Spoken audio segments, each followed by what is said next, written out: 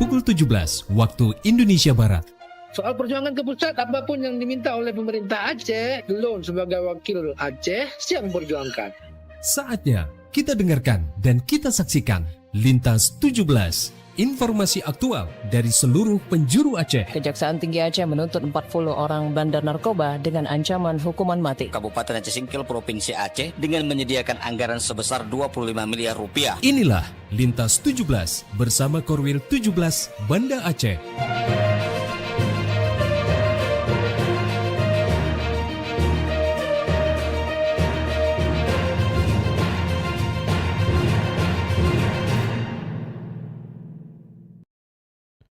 Assalamualaikum warahmatullahi wabarakatuh. Dari Jalan Sultan Iskandar Muda 13 Banda Aceh, saya Arso bersama presenter dari RRI Sekorwil Nusantara 17 Banda Aceh, Loksmawe, Melabo, Takengon, Sabang, dan Singkil mengantarkan Lintas 17. Siaran berita berjaringan menyajikan informasi aktual yang terjadi di berbagai penjuru Aceh edisi hari ini, Senin 29 Juni 2026.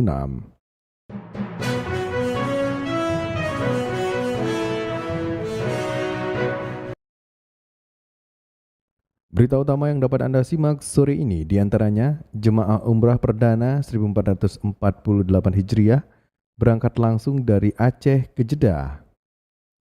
Kloter 13 Jemaah Haji Aceh tiba di tanah air.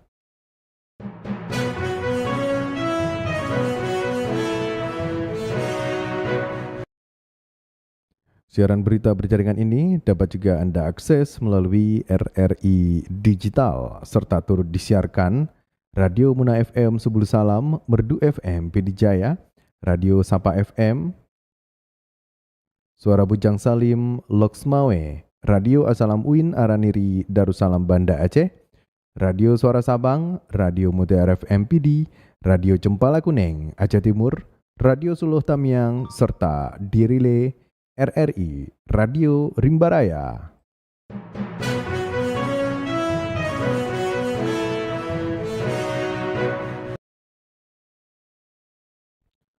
Baiklah saudara, berita pertama kami mulai dari Kutaraja, Banda Aceh.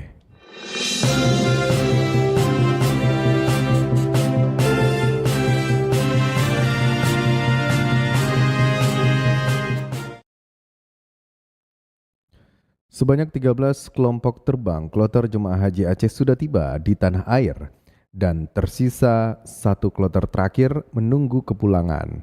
Selengkapnya dilaporkan Tisi Maulidia Putri. Sebanyak 13 kelompok terbang kloter Jamaah Haji Aceh sudah tiba di tanah air menyusul kepulangan kloter 13 yang diisi jemaah asal PD Jaya 176, Aceh Tamiang 142, PD 50, Aceh Barat 3, Aceh Jaya 2, Aceh Selatan 3, Banda Aceh dan Langsa masing-masing 2 jamaah pada Senin 29 Juni 2026. Adapun tersisa satu rombongan terakhir yakni kloter 14 yang dijadwalkan tiba pada Selasa 30 Juni 2026. Ketua Petugas Penyelenggara Ibadah Haji PPIH Debarkasi Aceh yang juga pelaksana tugas PLT Kepala Kantor Wilayah Kementerian Haji dan Umrah Aceh, Arijal menyampaikan sama seperti kloter sebelumnya, kloter 14 dipulangkan melalui Bandara Internasional Prince Muhammad bin Abdul Aziz Madinah menuju Bandara Internasional Sultan Iskandar Muda Simblang Bintang Aceh Besar. Mengikuti rangkaian yang akan ditempuh oleh jamaah baik mulai landing, penurunan barang dan jamaah itu sendiri nantinya akan ikut dengan alur yang sudah disiapkan oleh Garuda lewat Garbarata. General Manager PT Angkasa Pura Indonesia Kantor Cabang Bandara SIM, Setio Pramono memastikan sejak pemberangkatan hingga tahapan kepulangan, semua terlaksana dengan baik. Hal ini berkat adanya koordinasi lintas sektor terkait. Kita di sini berkolaborasi ya dengan nggak hanya airport operator saja kalau di lingkungan bandara, tapi juga melibatkan seluruh stakeholder yang ada, komunitas bandara, pihak maskapai. Pelayanan optimal kepada jamaah maupun petugas haji menjadi prioritas, termasuk bagi jamaah lanjut usia lansia. Dari Banda Aceh, Tisi Maulidia Putri melaporkan. Sebanyak 386 jemaah umrah asal Aceh memulai perjalanan menuju Tanah Suci melalui penerbangan langsung dari Bandara Sultan Iskandar Muda menuju Jeddah pada Senin 29 Juni 2026. Selengkapnya dilaporkan Cindy Novita. Penerbangan umroh perdana tahun 1448 Hijriah berlangsung dengan rute langsung Aceh-Jeddah. Keberangkatan ini menandai dimulainya musim umroh baru dan menjadi kabar baik bagi masyarakat Aceh karena kembali dapat menunaikan ibadah umroh tanpa transit di daerah lain. General Manager PT Garuda Indonesia Cabang Banda Aceh Jufriyandi mengatakan keberangkatan umroh tahun ini memiliki keunikan tersendiri. Pasalnya waktu kedatangan jemaah umroh di Jeddah bertepatan dengan jadwal kepulangan jemaah haji kloter terakhir asal Aceh, sehingga suasana penyelenggaraan ibadah haji masih sangat terasa. Kalau tahun lalu, biasanya setelah haji itu kita ada jeda waktu dulu. Biasa 2 minggu gitu baru ada penerbangan umroh. Alhamdulillah tahun ini di penghujung penerbangan haji kita sudah mulai penerbangan umroh. Jadi tidak ada putus, ada kesinambungan antara penerbangan haji dan penerbangan umroh. Sehingga mungkin auranya ya atau suasana haji masih terasa walaupun yang berangkat adalah untuk ibadah umroh. Menurutnya kondisi tersebut menjadi momen yang jarang terjadi karena musim haji dan awal musim umroh berlangsung hampir tanpa jeda. Hal ini juga menunjukkan kesiapan maskapai dan seluruh pihak terkait dalam melayani perjalanan ibadah masyarakat Aceh secara berkesinambungan. Sebanyak 386 jemaah umroh diberangkatkan pada penerbangan perdana ini. Diharapkan seluruh rangkaian perjalanan ibadah umroh dapat berjalan lancar sehingga para jamaah dapat menjalankan ibadah dengan nyaman, aman, dan kembali ke tanah air dalam keadaan sehat. Dari Banda Aceh, Cindy Novita melaporkan. Dari Kutaraja Banda Aceh, lintas 17 menuju Samudra Pasai, Aceh Utara.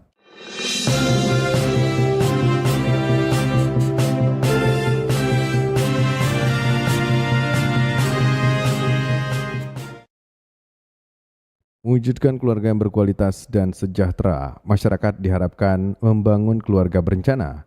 Berikut dilaporkan Muhammad Sofyan. Pentingnya keluarga berencana KB adalah untuk mewujudkan keluarga yang berkualitas dan sejahtera baik dari segi kesehatan maupun ekonomi. Saat dikonfirmasi RRI kemarin, Kepala Dinas Kesehatan Kabupaten Aceh Utara melalui Kabid Kesmas Samsul Bahri mengatakan KB membantu keluarga merencanakan jumlah anak, mengatur jarak kelahiran serta mencegah kehamilan yang tidak diinginkan sehingga dapat meningkatkan kesehatan ibu dan anak serta kesejahteraan keluarga secara keseluruhan. Menurutnya keluarga berencana tidak harus memiliki 2 anak, namun program tersebut lebih mengedepankan tentang mengatur jarak kelahiran dan ibu memiliki waktu yang cukup untuk memulihkan diri setelah melahirkan, bahkan mengurangi resiko komplikasi saat hamil dan melahirkan. Lanjutnya, program tersebut memungkinkan keluarga untuk merencanakan jumlah anak yang sesuai dengan kemampuan ekonomi dan kondisi keluarga, sehingga dapat memberikan perhatian, pendidikan, dan kasih sayang lebih baik kepada setiap anak. Di sini kita mengharapkan, jadi banyak pandangan masyarakat kalau menganggap bahwa program KB itu kan mengurangi jumlah anak dan lain-lain. Padahal kita di sini mengharap bagaimana sebuah keluarga itu timbul kesejahteraan baik segi pendidikan, kemudian ekonomi dan kesehatan dapat dimilikinya secara yang bermutu. Misalnya kita berharap, jadi kalau dulu masyarakat pandangannya kalau KB itu hanya 2 anak saja. Bagi sekarang tidak ada masalah. Yang penting bagaimana merencanakan sebuah keluarga yang sehat itu. Kalau sebuah keluarga itu jangan terlalu rapan. Minimal kan di atas 2 tahun. Kabid Kesmas Dinkes Aceh Utara menambahkan dengan perencanaan jumlah anak akan lebih mudah dalam memenuhi kebutuhan hidup seperti pendidikan, kesehatan, dan perumahan. Hal ini berdampak pada peningkatan kesejahteraan ekonomi keluarga dan kualitas hidup secara keseluruhan. Muhammad Sofyan melaporkan. Konten digital yang berkembang begitu cepat belum sepenuhnya diatur dalam Undang-Undang Penyiaran yang ada saat ini. Informasi selengkapnya dilaporkan Albara Maulana.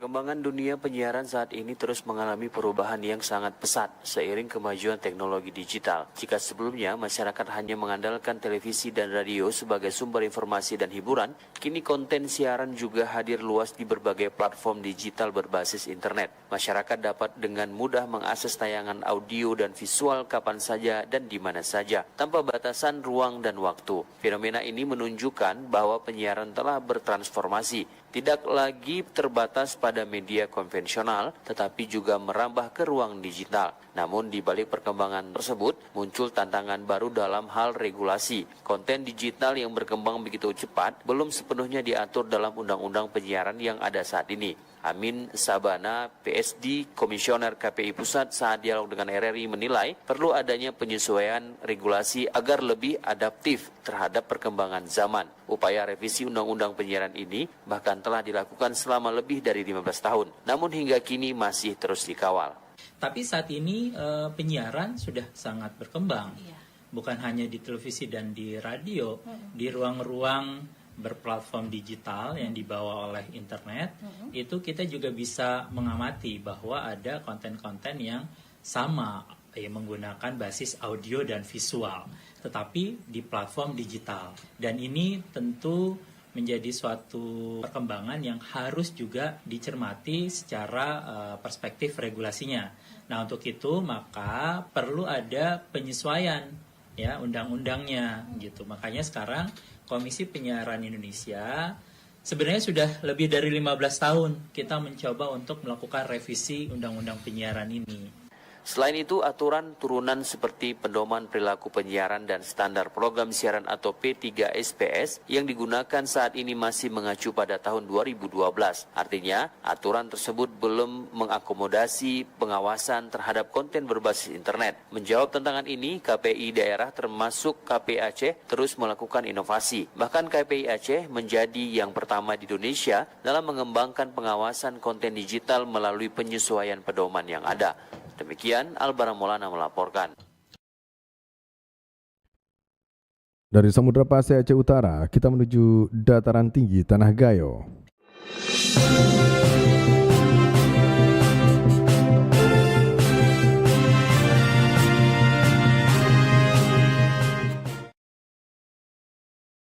Kabupaten Aceh Tengah memperingati Harganas ke-33 dengan mengusung tema nasional Ayah Wajib Hadir, yang menegaskan pentingnya peran dari seorang ayah dalam tumbuh kembang anak. Selengkapnya dilaporkan Fitra Jayadi.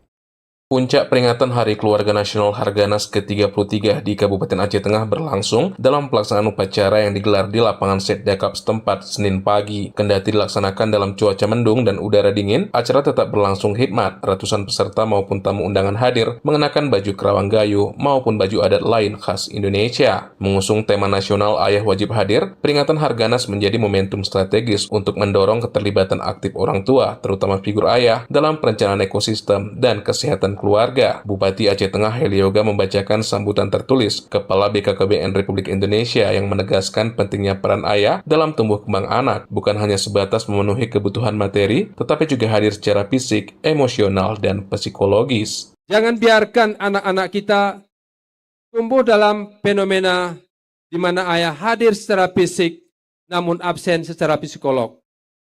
Kekosongan ini seringkali digantikan oleh musuh di dalam rumah, yaitu gawai atau handphone. Jangan biarkan masa depan dan pola pikir anak-anak kita dikuasai oleh algoritma digital. Jangan biarkan meja makan sunyi karena semua sibuk menatap layar. Pelaksanaan upacara Harganas ke-33 di Kabupaten Aceh Tengah sendiri turut dihadiri oleh Asisten Perekonomian dan Pembangunan Setda Aceh, T. Robi Irza, dan Kepala Perwakilan BKKBN Aceh, Safrina Salim. Sebelumnya sejumlah rangkaian kegiatan juga telah digelar untuk memeriahkan Harganas di daerah berhawas juk tersebut, seperti senam bersama, jalan santai, serta wisuda terhadap ratusan lulusan dari sekolah lansia. Fitra Jayadi, RRI Takengon, melaporkan. Anda sedang mendengarkan Lintas 17 dari Korwil 17 Banda Aceh.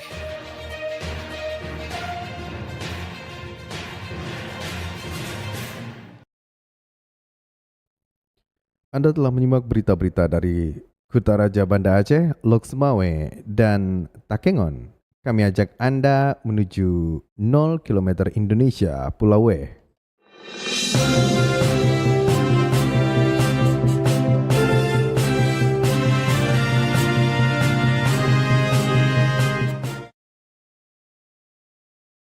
Memperkuat pendampingan hukum bagi perangkat daerah dan pemerintah Gampung, pemerintah Kota Sabang menandatangani nota kesepahaman MOU dengan Kejaksaan Negeri Sabang di bidang perdata dan tata usaha negara.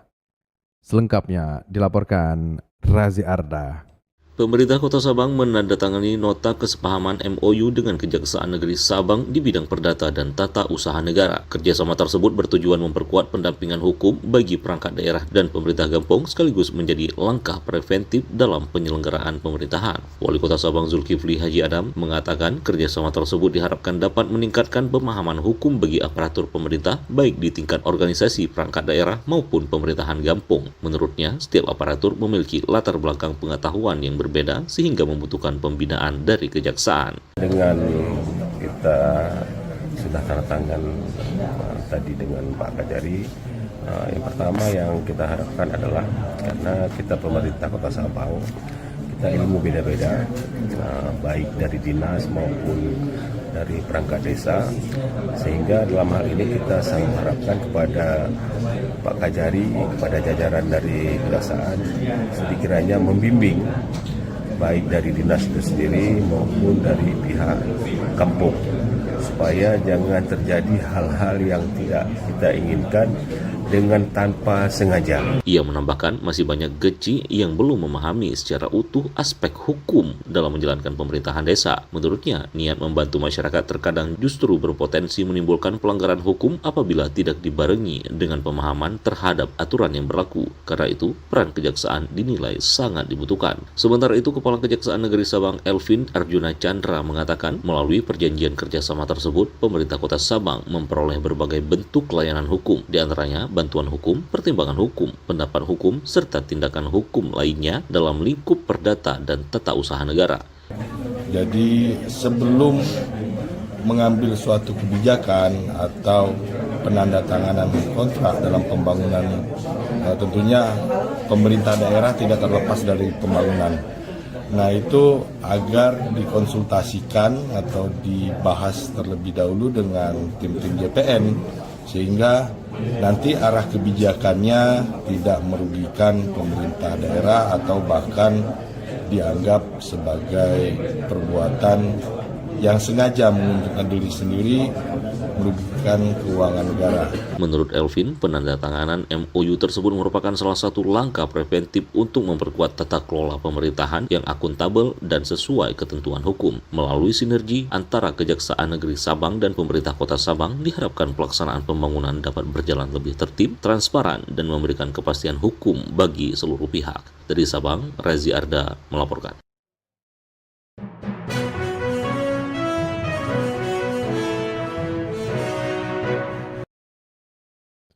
Dengan berakhir laporan tadi, berakhir sudah Lintas 17 sore ini. Berita utama dari RRI Sulawesi Batas Selasar, Korwil 17, Banda Aceh. Atas perhatian Anda, kami ucapkan terima kasih. Wassalamualaikum warahmatullahi wabarakatuh. Sekali di udara, tetap di udara. Demikian Lintas 17 sore ini. Produksi Korwil 17, Banda Aceh.